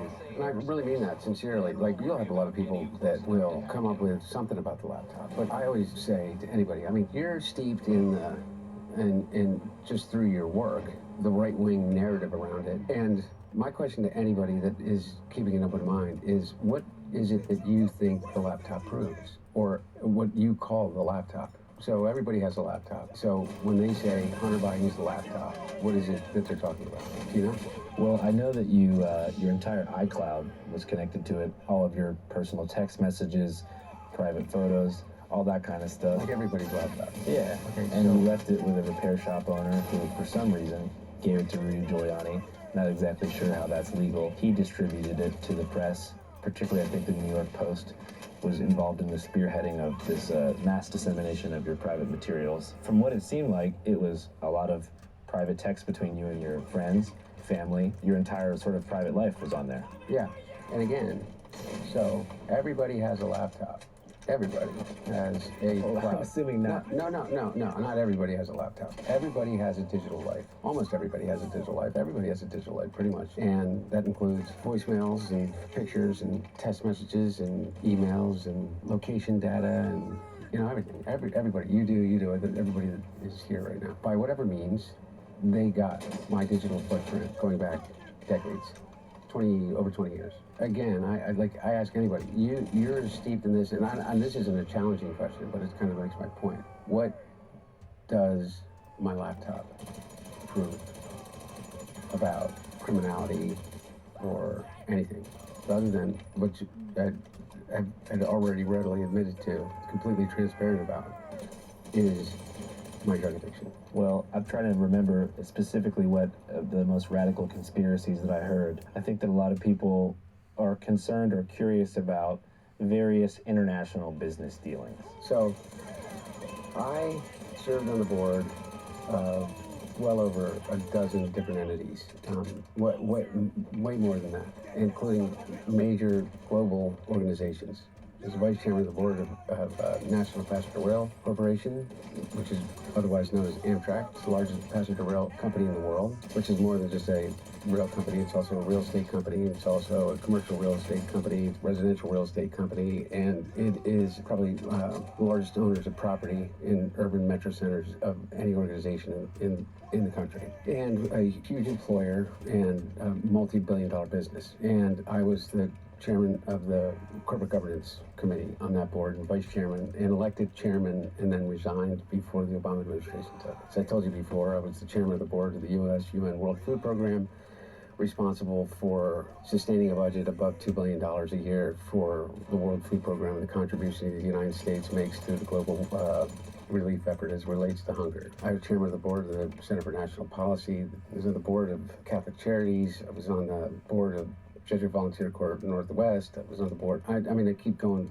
down the list of board memberships that I had. And a year and a half before my dad was to leave office, I was approached by a Ukrainian natural gas company through one of their board members to consider being of assistance to a company that was being threatened by the Russian aggression and the invasion of Crimea and the incursions into Donetsk and Donbass. And I took them on as a client because I was a partner of counsel, at Boyd Schiller Flexner, which was a major national global law firm, in which I focused on corporate governance and commercial law. And I represented them for about a 3-month period of time. And through that representation, they asked if I would join the board, which I did. The day that I joined the board, I announced it and sent out a press release of the reasons why that I was joining the board, which came and went,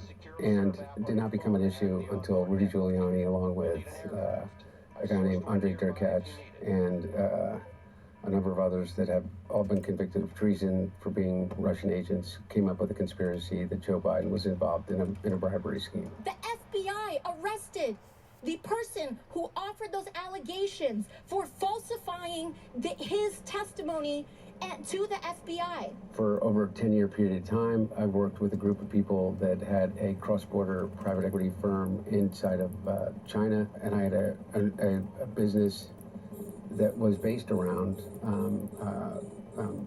advisory for multinational global funds, private equity funds, doing infrastructure work and others. And I was asked to join a fund, the startup inside of China, that was had a headquarters in Beijing, Shanghai, Hong Kong, and New York. And I had a 10% equity stake in that, of which I paid, I made my equity contribution in that, just like every other member of that. Federal officials are looking at his foreign business dealings, including his ties to a Chinese energy company. And those are my two foreign business dealings. Yeah, because I was kind of looking into it, and it seems like the conspiracy is that through those connections that you had to these, I guess, foreign governments, they were using you to leverage pressure onto your dad. Again, somehow. like what? Well, that's the thing, is that when you're looking I'm not putting you on the spot. And I guess my whole point is that I asked these same questions to the House Oversight Committee.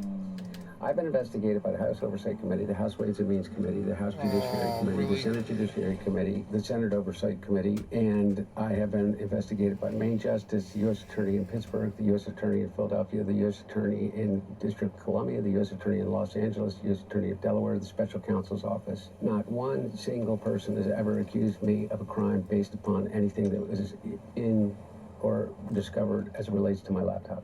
Not one. Not a single thing about my laptop. So this whole idea that there was some conspiracy to cover up the laptop, they uncovered 20 years unvarnished of every single communication that I've ever had, over a phone, or by text, or over email, or computer, in any digital way. There's not one communication that you can even remotely say is evidence of a crime. Not one.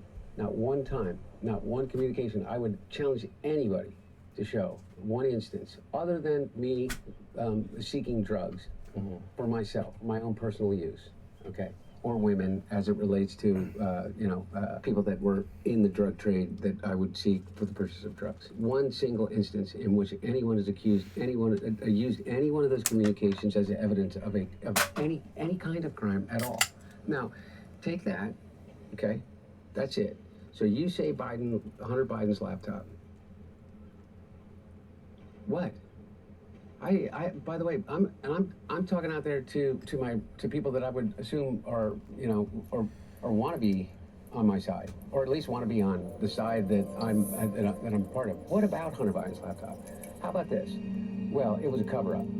Twitter took it down, and it was a big cover-up, And you have Matt Taibbi and all these guys that say, yeah, it was that Twitter took it down and Facebook took it down. It seems that big tech only censors media companies, only censor stories when they're negative towards the Biden campaign. You know why they took it down?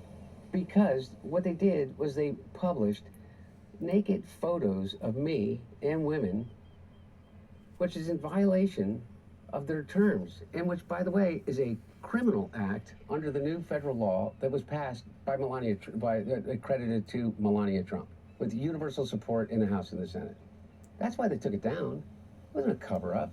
And then you had 100 former national security officials come out and say, this looks like it could be a Russian op. Because it is. Because in the course of an election, what happens? You have Rudy Giuliani in conjunction with Steve Bannon, in conjunction with Miles Gow, who's in jail, who is, I don't know how many ever counts of fraud and bribery, and is a Chinese national, was working directly with Steve Bannon, and a number of others, including Bernie Kerik, who, God rest his soul, is dead, that basically came out and said, we have Hunter Biden's laptop. And the big reveal about Hunter Biden's laptop was that I was a crack addict. But, unfortunately for them, I had already admitted that I was a crack addict in the pages of the New Yorker. It did a 13,000-word article with Adam Entos, in which I told everything about myself and my own struggles. And they just simply conflated the two. They said, well, Joe Biden fired the prosecutor in Ukraine to benefit his son. Completely debunked. The person that said that I took a bribe for that happens to be a guy named Shokin, who is in prison for lying to the FBI on a form FT 1023. In prison, admitted to it, admitted that he was enticed into making it up on behalf of the Trump team aside. The only other guy that came up and said that there was illegal and wrongdoing and bribery was a guy named Gal Luft, who was later convicted in absentia, both by the EU and as a arrest warrant out for him by Interpol and the United States as an arms dealer, selling Chinese weapons to the Iranians and to the Libyans. And so, again, I ask, so Hunter Biden's laptop, so what? So what? It sounds like it was just became political cannon fodder to, you know, make that election cycle as colorful How do you as defend possible. yourself against it, though? So if somebody says... Well, let's start with the fact that your private photos were leaked by somebody that was supposed to be repairing your laptop. Some people will go, well, hey, wait a second, aren't you just leafing through someone else's private property? It can be perceived that way, but again, he hired me to do that. Number one, I literally hired have no me to memory do of ever that. dropping my laptop off there, okay? This guy swears that I did, okay? Regardless, to your point, okay? This is Wilmington. That laptop repair shop is in Trolley Square. I had family that owned a business that was literally the opposite side of them. There are literally within a stone's throw of where that person is in a very, very small community, at least a dozen people directly related to my family. Every night he used to go to 2 or 3 different bars in which he could have literally turned and talked to anyone and said, do you know how to get in touch with Hunter? You're talking about the laptop The laptop repair shop guy. Somehow that doesn't happen. But somehow this guy, who's supposed to be repairing a laptop, he says, decides what he's going to do is he's going to review the material, and what he sees is he thinks is evidence of a crime. McIsaac says he also found documents that show payments made to Hunter Biden from a Ukrainian energy company that have become the center of a political firestorm. More emails from Hunter Biden's laptop keep surfacing. I want to know where Hunter Biden's laptop is. Let's get the truth. What's in this laptop? Now again, the evidence he thinks is of a crime is my drug use. He thinks it's embarrassing. And all of a sudden, who ends up with my laptop?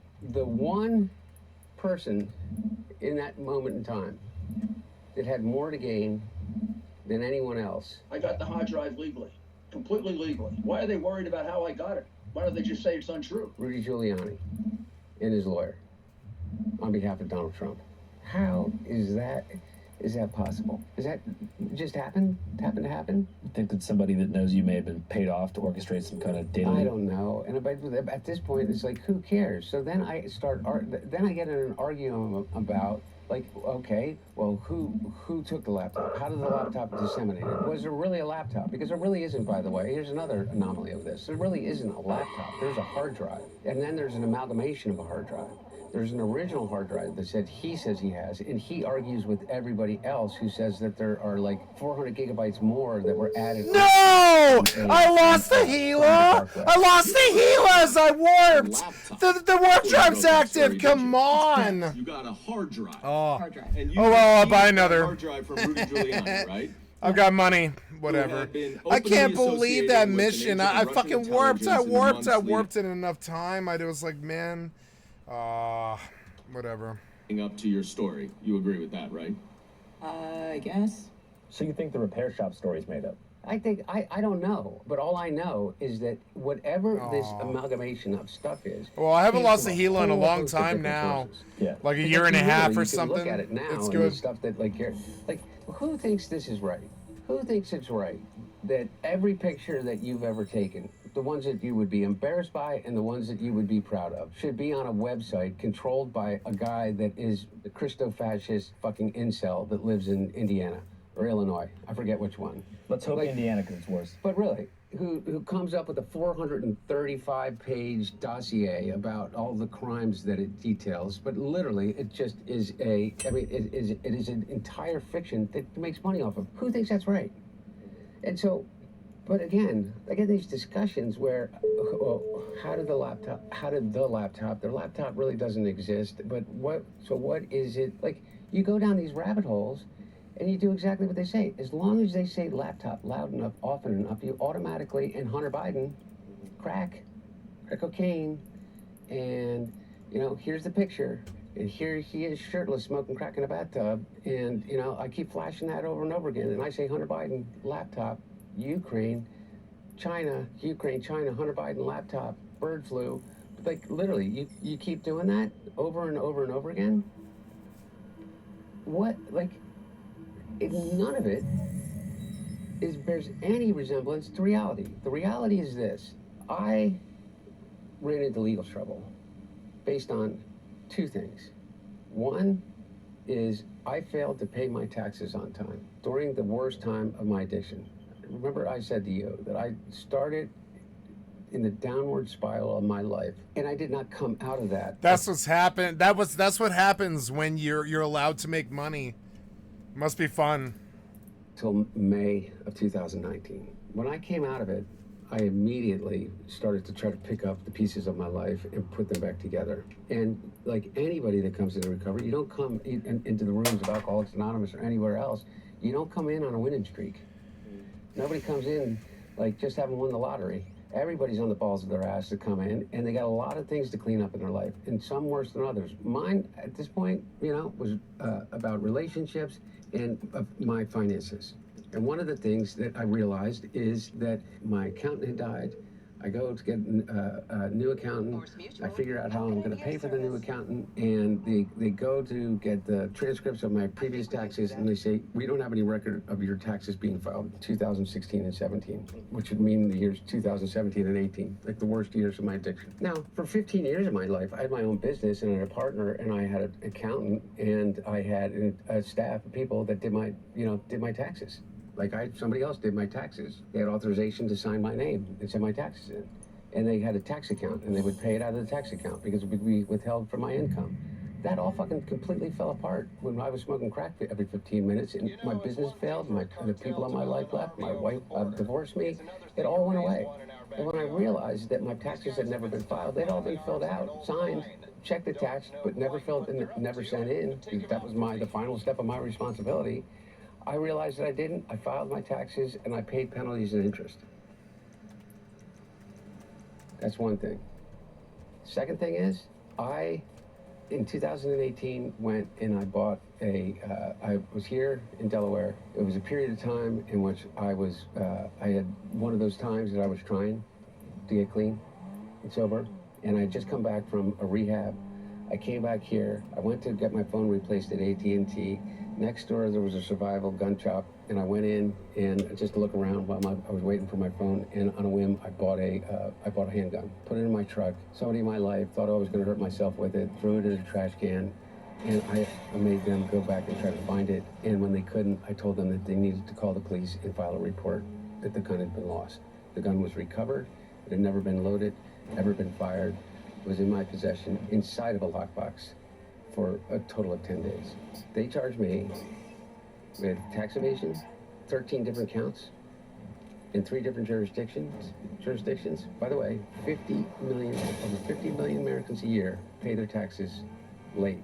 There are over $100 billion in taxes that there are identified people that have not paid, that have failed to pay their taxes for over 5 years. Okay? There's a box that you check. In that box, when you go to purchase a gun, says that you're not addicted to a narcotic, illegal substance, including marijuana. And I checked that box because in my mind, it was a state of mind question. Are you in the moment right now addicted to any illegal drug?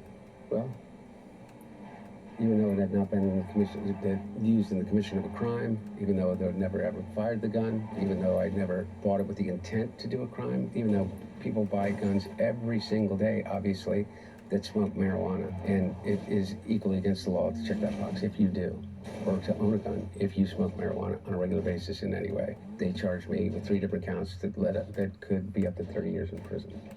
Those are the 2 things. And this is obviously a special counsel that had come to an agreement with me and a plan in which I would have a diversion agreement and a plea agreement. And they blew it up on purpose at the behest of the right wing. I got sober in 2019. So the acknowledgments in his own words, he read his audiobook, are that, hey, I was not sober when I was not off drugs when I was purchasing that gun, which is illegal. My whole point of all of that is that was the culmination of years of investigating me. Nothing about Ukraine, nothing about a laptop, nothing about my father, nothing about bribery, nothing about China, nothing about children, nothing about nothing. None of it. Hey, I'm on your team. No, I know you are, and I get so tired of having. I'm not saying to you, but it's just like it's like spitting into the wind, man. Like, what's the point? Like, it is just like, how do I fight against New York Post? How do I fight against Fox News in their echo chamber? No matter what I say, they can say whatever the hell they want to say, and they know it. They absolutely know it. They can say whatever they want to say. For over a year, I was the #3 most spoken about person on Fox News without having done anything in 3 years. Like me personally. I had not left the country. I had not left the state of California. I had not left my house on more than, 2 or 3 occasions for the simple fact of not being harassed. I literally sat in the garage by virtue of my choice and my desire and painted for 3 years. And then they accused me of crimes for painting. Not that I couldn't sell my paint, that it was a clear conspiracy to launder money and to curry influence by selling acrylic on canvas abstract painting by Hunter Biden. How do you prevent a purchaser paying too much so as to ingratiate themselves with the first family? All of a sudden, the Iranians are going to change their nuclear weapons program. I mean, it's such fucking insane bullshit. Meanwhile, these motherfuckers... With Trump Mobile, we're going to be introducing an entire package of products. They're selling gold telephones and sneakers and $2 billion investments and golf courses and selling tickets to the White House for investment into their meme coin. Overnight, President Trump returning to the White House after a black tie gala for the biggest buyers of the Trump crypto coin. The Qataris give them a jet, and the Emiratis put $2 billion into their cryptocurrency, and the Saudis are going to build a tower. And I mean, by the way, that's just what we see. And I even hate mentioning my name in that, because either I am the biggest fucking moron on the face of the earth, or like, what the fuck are we talking about? Like, what is Fox News talking about? Anybody that mentions my name in Crime Family in the same, I'm like, what are you talking about? Like, okay, believe the worst case scenario that you believe about me. Believe that I was painting paintings, not because I've been a painter my whole life, not because it literally saved my life, not because it's really meaningful to me. Believe that I was painting paintings to somehow curry favor with whomever, okay? As compared, like, if you believe the worst possible thing that they've ever said about me, what they are openly doing, they're openly doing, and nobody's batting an eye. Don Jr. is opening a club called the Executive Club in Georgetown, in which it is promised that you will be able to rub shoulders at the cost of a $500,000 initiation fee. The $500,000 membership fee would make it the most expensive private membership club in the country after Mar-a-Lago. To join the club with people and decision makers in the cabinet of his father. Now, the launch party on Saturday night included a who's who from the Trump cabinet, with Secretary of State Marco Rubio, Attorney General Pam Bondi, SEC Chair Paul Atkins, Dr. Oz, and a lot of others. My God, they are the drunks now. The sale of influence. And by the way, that's just like a side thing for them. Yeah, and like you mentioned, that's what we know about now. Exactly, yeah. And that's the stuff that's out in the open. Yeah, it's stuff you can Google at this moment, at this present moment. I don't get it. I don't get why people don't understand that it is the biggest grift that there is. And just look over here. Look at Hunter Biden, the crack addict. Look at him. Laptop. And then I get in an argument about the provenance of the laptop and what it was and where it came from and who, and these random, like, morons, like the laptop repair shop owner, and, the blind laptop repair shop owner that wears a Scottish. Scottish. Supposed to judge people, but that guy looks like a fucking moron. Oh my God! Do you fear for your safety every day? Yeah, I don't leave the house. But regardless, I mean, yeah, I don't leave the house. Watch him speak, and anyway, whatever. I don't know the motivations other than I think that a lot of people that are just so in need of some kind of relevance, and so they convince themselves. I don't think that all of these people just come at this. I mean, I've watched the way in which you have communicated with and had sincere conversations with people that are crazy, and but you did it with empathy. And you do it with a open, at least in my opinion, is that the thing that I like about and I'm not blowing smoke, is that you do it with sincerity. You listen, and you give space for them to not be laughed at. And so I don't want to make fun of these people. Well, the thing is, the reason I do that is because I have a fundamental belief that most people think they're doing the right thing. Most people out there Me don't too. wake up and say, I'm gonna repeat misinformation, cause harm to people, and make people feel like shit. Those people do exist. So I always look a level deeper. Kelly, for example, from the movie. Yeah. To help with context, this conversation that I'm having with Hunter is in reference to my recently released independent documentary film called Dear Kelly, which chronicles the radicalization of a middle-class family man from California into a die-hard January 6 MAGA soldier. The protagonist is a man named Kelly J. Patriot, who I first met in 2021 at the White Lives Matter rally in Huntington Beach. Kobe Bryant was assassinated by the Clintons. You can see at least 2 men carrying Trump 2020 flags and one going head-to-head with protesters who surround him and rip his flag down. They just try to cancel you. If they don't like your position, they just attack you and try to cancel you. Attack you and try to cancel you. Attack you and try to cancel you. Attack you and try to cancel you. After meeting him, I took a 4-year deep dive and captured what I believe to be a powerful portrait of a family broken up by economic downturn and then reactionary political discourse that preyed on those financial hardships. Do you guys know who Hunter Biden is? I've heard that Hunter Biden and Bill Joyner are tight. He's tied in with the White House. Oops, careful. If you go this way, look out for Bill Joyner. If you want to watch Dear Kelly, it's not on YouTube or anything like that, but it's currently available on streaming for a $5.55 rental fee at www.dearkellyfilm.com. And I'm being pretty badly sued over the film right now for reasons that you'll come to understand. Oh, you're being sued. So to be transparent, I can use as many streams as I can possibly You're get. being And for sued those of over you who are Dear in the physical Kelly. media, we also have a limited quantity of around 100 Dear Kelly DVDs here in the office right now. I'm pretty stoked about these. We just had them made, and those are actually listed for sale right now at www.dearkellyfilmdvd.bigcartel.com for $25.55 with like $3 or $4 shipping. It's not just a film. If you've already seen the film, this could also still be beneficial to you because it has multiple deleted scenes and then a whole new director's cut with full commentary from me, Uncle Pill, and our buddy Elliot. So if you want to see that, if you want to watch the movie at dearkellyfilm.com, or you want to cop a DVD, I'm going to put the link to both those things in the pinned comment and the description box of this video. Anyways, when talking to Hunter about Dear Kelly, I was explaining that in addition to tracking a through line directly from the 2008 financial crisis up to January 6th, the film also explores exactly how batshit conspiracy theories begin to fester in the darkest corners of the internet, like from a human perspective, asking the question, who's telling them this shit?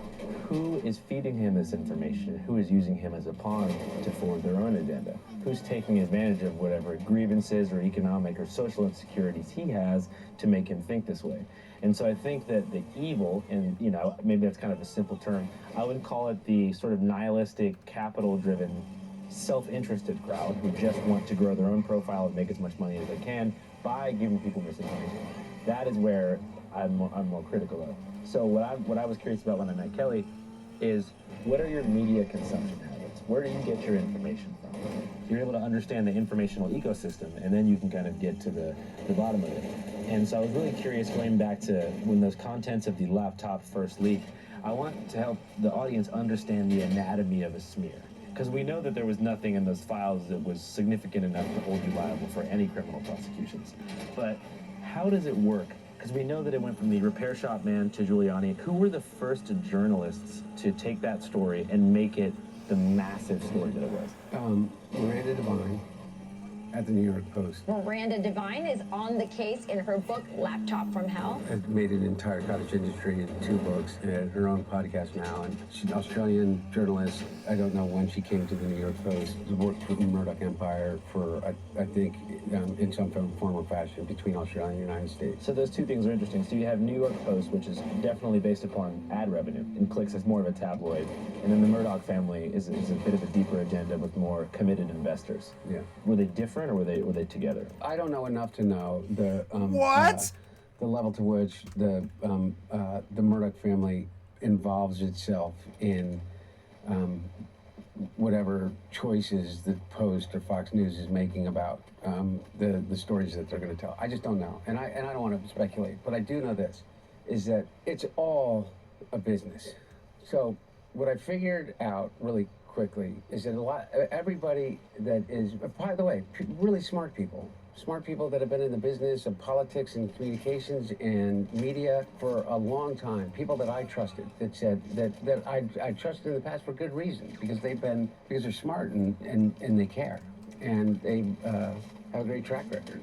Said, look, it's going to pass. The only way that the story continues is if you feed it by responding to it. It's so outrageous that the only way that it stays in the news and stays a thorn in your side is if you respond to it, okay?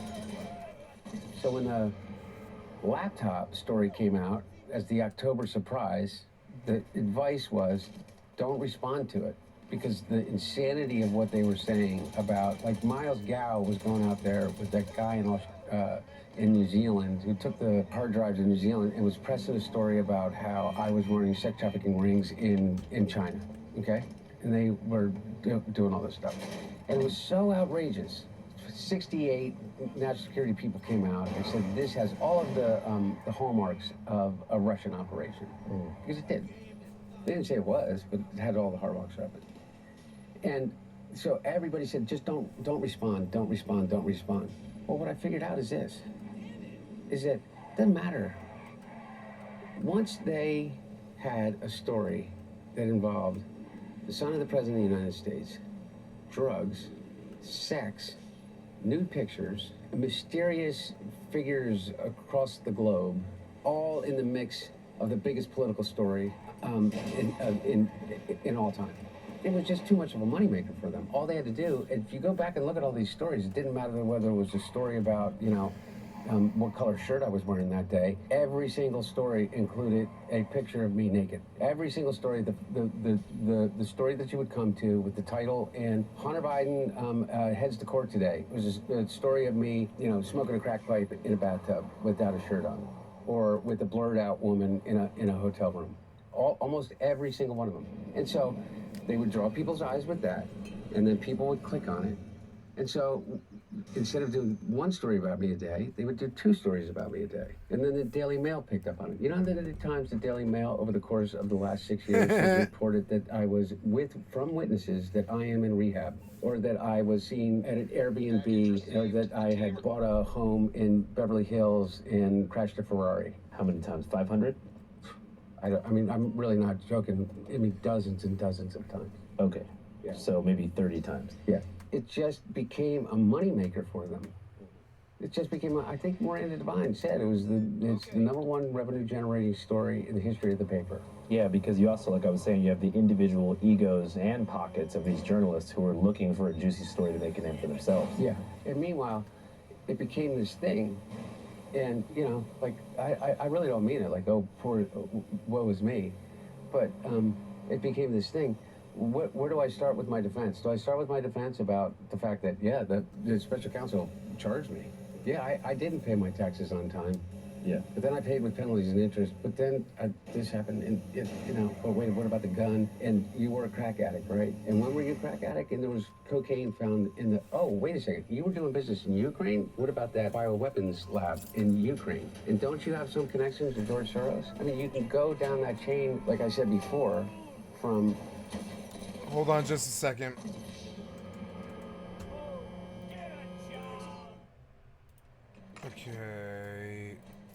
Okay, sorry about that. I'm with you.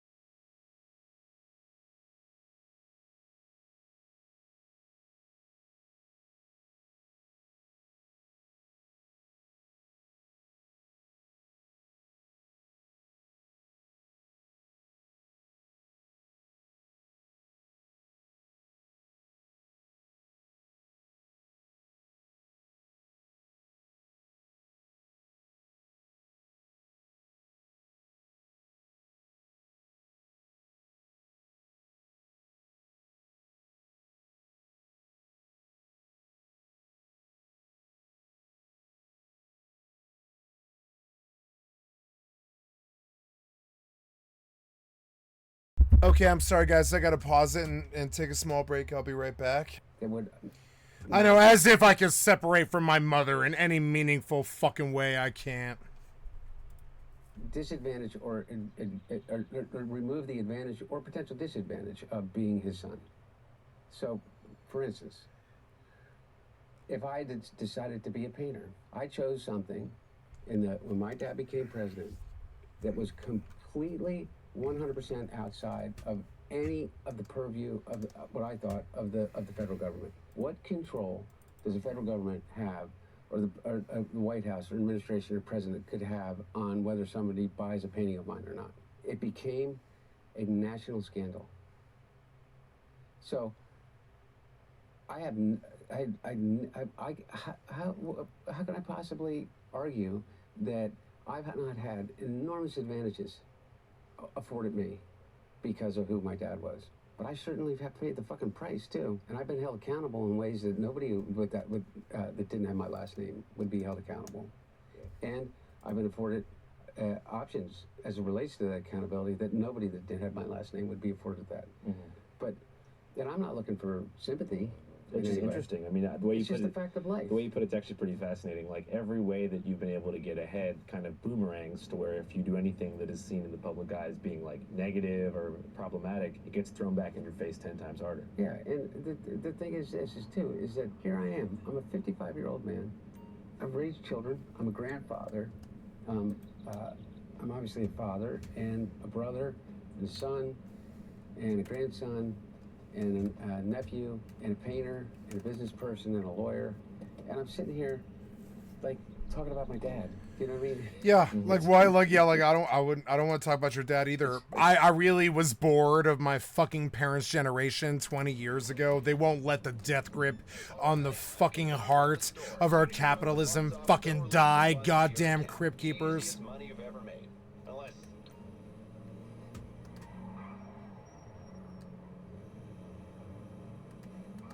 Like that show, Tales from the Crypt Keeper. That's how I view the average Republican and Democrat. Tales from the Crypt Keeper. That's who they are. Fucking disgusting.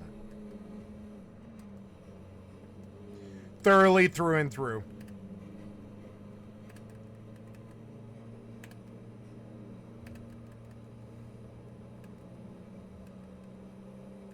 Like, if you choose their parties, you might be choosing death. And the Crypt Keeper parties. I mean, I'm sorry, that's just how I view it. It's like, Jesus Christ, I don't know if that makes any sense, but my point is... I'm done with this interview. It was way too long.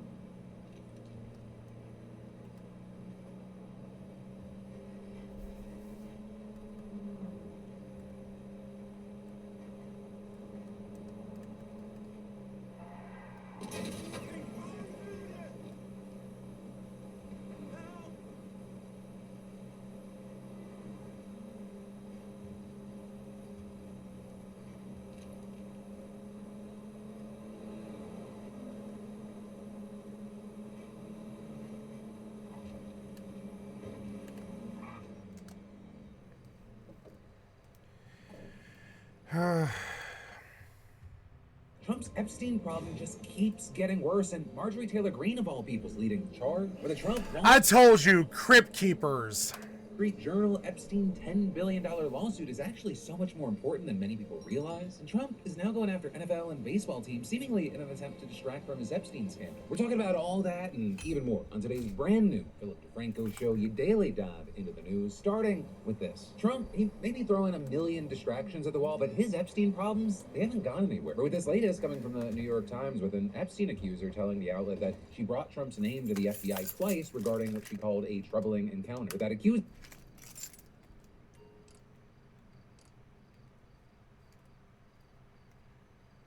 What happened here?